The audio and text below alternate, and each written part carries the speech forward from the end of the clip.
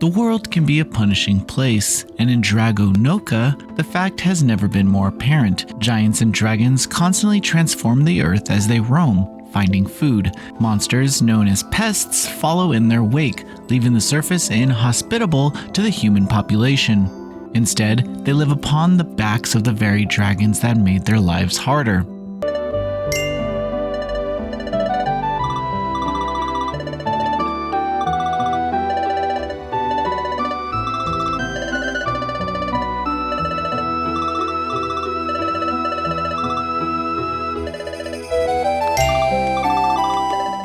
Noka, an amnesiac, wakes up on the back of Grant, the Grand Tortoise, amid a solitary funeral for the previous elder of the dragon. With nowhere else to turn, Noka decides to stay and revitalize the decaying town for Nona, the elder's granddaughter, and Grant's priestess, armed with essential tools and knowledge. After the initial story dump, any other plot points are slow coming. The narrative will then revolve around getting enough villagers to recreate the town. Each villager will have unlocked more tools and crafting recipes to advance the town's notoriety, but players will often need to explore how and where to gather the materials.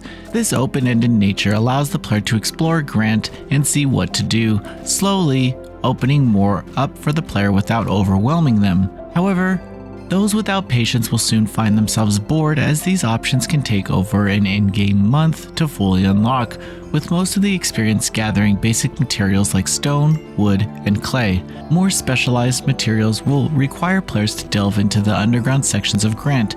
The deeper players go down, the rarer materials start spawning more frequently. In addition, more specialized materials will need to be gained near other elemental dragons that roam around the earth alongside Grant.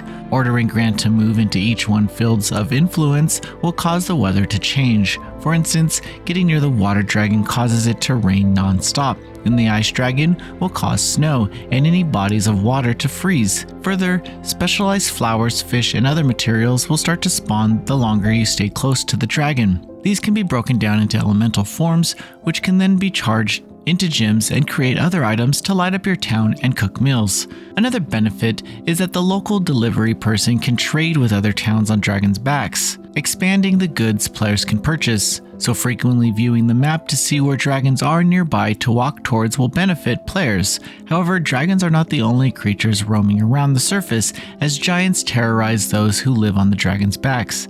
If Grant happens to walk into the area of influence of a giant, pests will start to spawn that will eat materials and break houses down. Still, they are simple to deal with, as all players need to do is push them off the side of the town.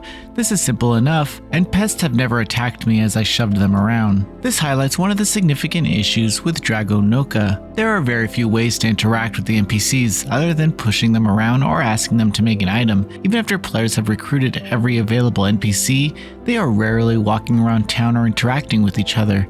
It makes everything feel empty, even while building the town up.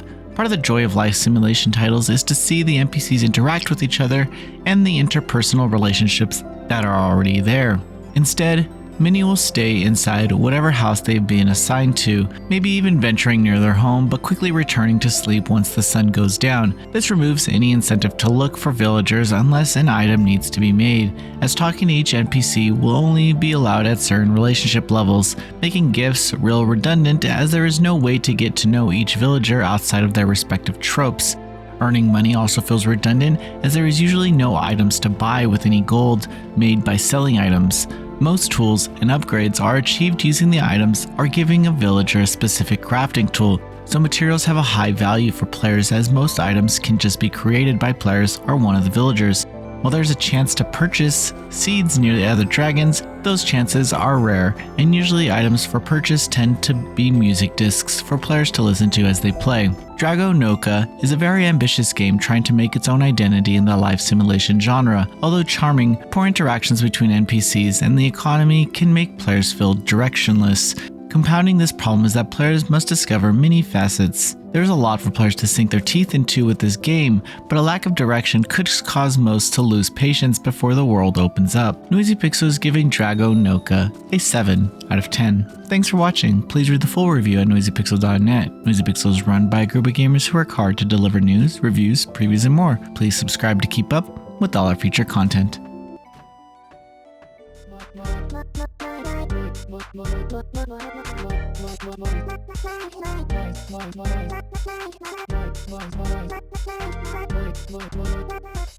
Moisipexel.